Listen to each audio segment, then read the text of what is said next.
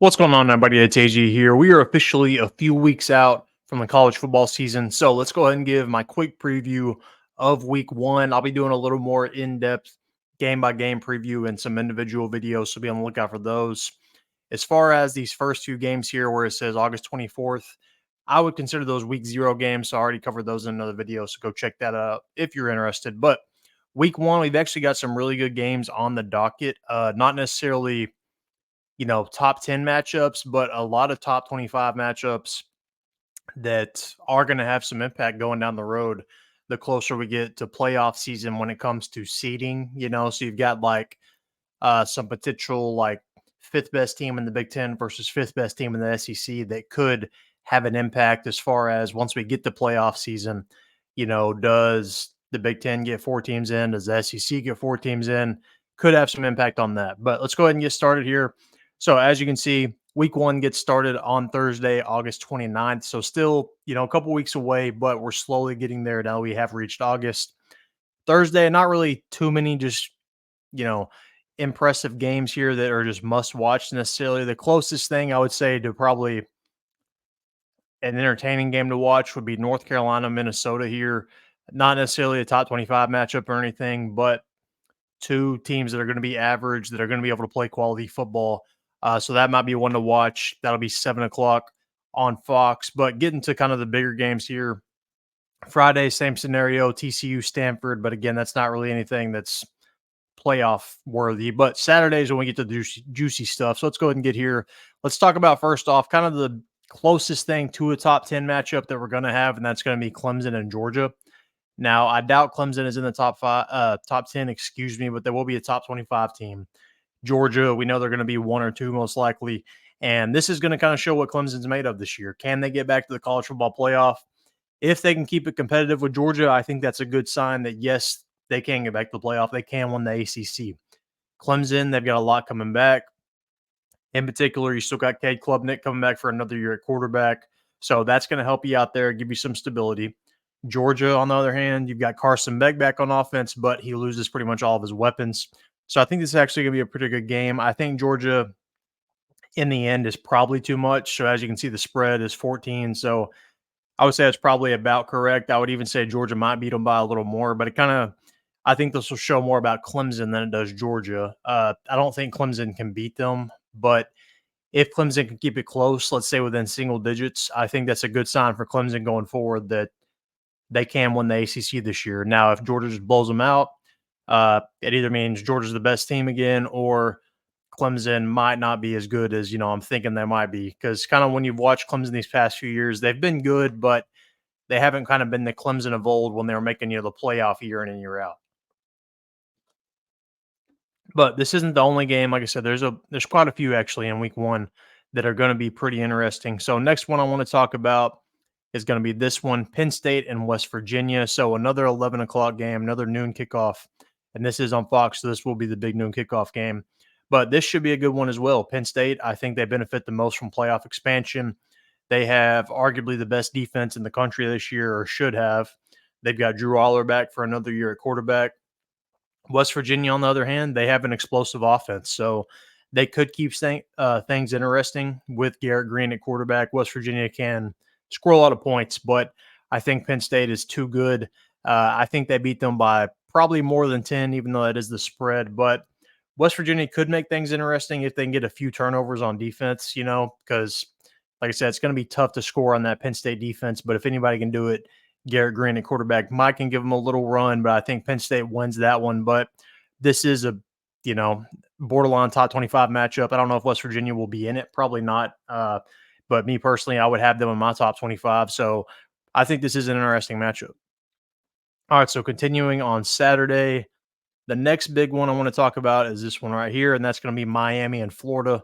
So Miami, you've got a lot of talent coming in the door. Cam Ward, Damian Martinez, among others, added from the transfer portal. You could argue this is Mario Cristobal's most talented team he has had, whether it's at Miami, whether it's at Oregon, wherever. I think this team is talented enough to win the ACC. We saw last year they were still pretty close despite, their record. As you can see here, those three losses at the bottom, NC State, Florida State, Louisville, Florida State and Louisville both made the ACC championship. They lost by 1 touchdown each to both those teams. So Miami was not that far from being a double-digit win team last year. With what they have coming in the portal, coming to this team, they're going to be a top 25 team. I would argue borderline top 10 team talent-wise. I would probably say, as right now, they're in the top 2 in the ACC with a chance to win it.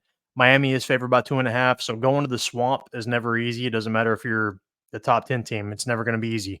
Florida, I think they are talented. You can see there, I mean, they barely lost to Missouri last year, and Missouri was good. Uh, didn't lose by much to Florida State as well. Now, that's kind of a rivalry game. Florida State was going through issues, but it's never easy to win at Florida. Florida is talented. Now, Billy Napier is kind of on the hot seat, so if he doesn't win now, he might be gone pretty quick. But they do have a brutal schedule. I think Miami wins this one, but it's probably not going to be by much because, I mean, like I said, going to the Swamp, especially with all the players Miami is bringing in, it's kind of tough to have that environment week one when you're trying to mesh together as a new unit. So it's not going to be tough, but give me Miami there. But I think that game is a sneaky game that could actually be really good. I think Miami's the better team, but Florida could give some teams some issues this year despite, the schedule they have. All right, let's see. The next one I wanted to talk about was, where is it at? There's not just too many left on Saturday. I think this is the last one on Saturday. We'll get to the Sunday and Monday ones after that. Notre Dame and Texas A&M. This is the next one. This is going to be kind of the ABC night game that day. Looks like A&M is favored by 1. Wow. Okay. So I would actually lean A&M. I might have said Notre Dame there. A&M is favored by 1. I would lean Notre Dame personally because A&M just has so much roster turnover as well as coaching staff turnover. Jimbo Fisher's gone. Mike Elko comes in. Now they've got Connor Weigman at quarterback. He's getting a lot of NFL round 1 buzz. I don't know. It might be warranted, might not be. We'll see. Now, this is kind of a similar situation, not quite compared to the Swamp, but anytime playing at A&M is not going to be easy. Now, this may be, I don't know if this is a neutral game or not. It doesn't say it is, but this might. Okay, never mind. It says it's Kyle Field. Okay, I was thinking this one was going to be at AT&T Stadium, but I guess it's not. Notre Dame, though, on the other hand, I mean, they have playoff aspirations this year. I would say they're probably going to be a preseason top 10 team, if not top 15 at worst. Their defense is going to be good, top 5 defense. That roster is always talented. They bring in Riley Leonard at quarterback from Duke. And when he was healthy last year at Duke, Duke was balling. They were a top 15 team in the country with Riley Leonard. So him being on a more talented roster in Notre Dame, I think they have all they need to kind of make a playoff run this year. And I would definitely bet Notre Dame here on that spread, but we'll see. But if Riley Leonard can stay healthy at quarterback, Notre Dame makes the playoff this year, I think, despite kind of Marcus Freeman not quite being on the hot seat, but it's definitely warming up. All right, so I think that was the last one on Saturday I wanted to talk about. Although I will say Fresno State, Michigan, that could be a good game, actually, believe it or not. So look out for that one. But the next two we're going to talk about, this one on Sunday, so Sunday night game at 6:30 on ABC. You've got USC and LSU. So this is kind of the one I was talking about when it comes to Big Ten, SEC power ranking wise, when it comes to teams that might not make the playoff, but could be that, 5th or 4th best team in the conference. Now, I would say these are both top 25 teams. USC barely making it in. LSU, though, they have a lot of question marks. It looks like LSU is favored by 6.5. This one is in Nevada, so this is a neutral game. LSU loses a ton of guys to the draft from last year. Lose a Heisman Trophy winner. Lose a bunch of receivers. They have probably the best offensive line in the country. I will say that for LSU. But with all they lost, they still lost games last year despite having all that talent. So how are you going to get better when losing that talent? I don't know, but their schedule does kind of lean that way to where they could have a better year this year despite probably being less talented than they were last year. The real question mark is Garrett Nussmeier. He looked good when he got in last year, but with his new weapons, how is he going to look this season? And then you've got USC. They lost Caleb Williams. They're headed to the Big Ten. Lincoln Riley, he's not on the hot seat, but fans kind of gripe about him a lot because he hasn't lived up to that hype that he had coming in from Oklahoma. But as you can see there on the schedule, I mean, they played with Washington and Oregon, so they were not that far off. But both these teams lose good quarterbacks. How's the next quarterback going to look? I think this should be a good game. I would lean LSU right now because I think their roster as a whole is more talented, defensively in particular, because that's USC's kind of always their issue. I think USC's defense will be improved, but I'm going to lean LSU here, and I think they win it by more than 6.5. But if Miller Moss goes off, this could be a pretty interesting game, though. All right, and the last one we're going to talk about is that Monday night game. Not quite as big of implications as the other ones, but Florida State and Boston College. So this is going to be Florida State's second game, actually, because they do play Georgia Tech in that week 0 matchup. So they've got 2 ACC matchups right off the bat.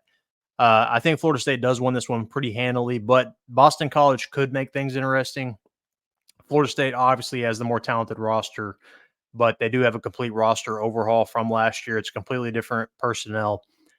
Boston College, though, Bill O'Brien is coming back to the college ranks, formerly Penn State's head coach, formerly Alabama's offense coordinator, Houston Texans head coach. So how is his offense going to mesh with Thomas Castellanos at quarterback for Boston College? Castellanos, if you don't know, is a really good dual threat quarterback. He can really run it and he can pass it a little bit, but he's a really good runner. That's kind of more where he kind of gets his stuff.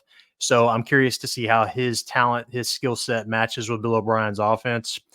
If they can mesh well, I think Boston College could make this game a little interesting, but Florida State is still going to win this one despite having their question marks. But the real question mark for Florida State is week 0. They play Georgia Tech. I think that's going to be an interesting one. I think it's borderline coin flip.